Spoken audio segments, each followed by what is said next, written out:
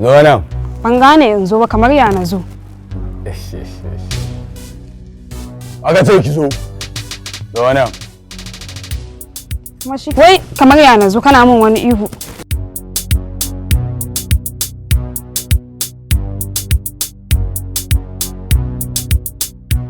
Ke wannan tsiyar take ce na gani a tattare da ke tattaɗan ja hankali na kin gane.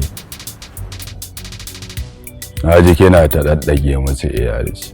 Shi kashi kashi inda ba tantakwashi ba ne ba shi da daɗin sha'ani ba shi da laushi.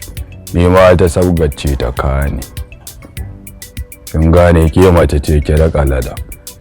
Amma dai in muka haɗu dole ki ƙara yi. Kin gane ba in gaya maki wani abu. Daga yanzu zuwa minti ɗaya na gaba zuwa ƙarshen rayuwarki har zuwa lokacin da ake bacci. Rayuwarki ta lama ba taki ba ta datawa.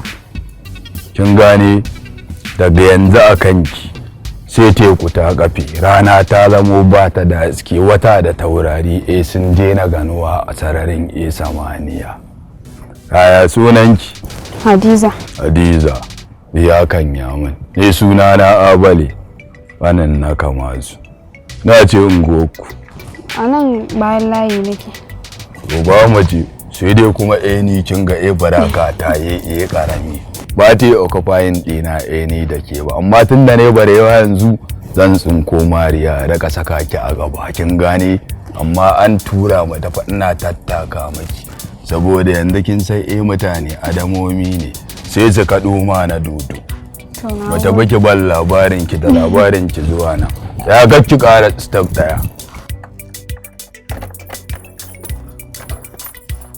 Kin gane ko sunanki daga yau teacher. Hauje in tu iyawu. Hawan tura ki.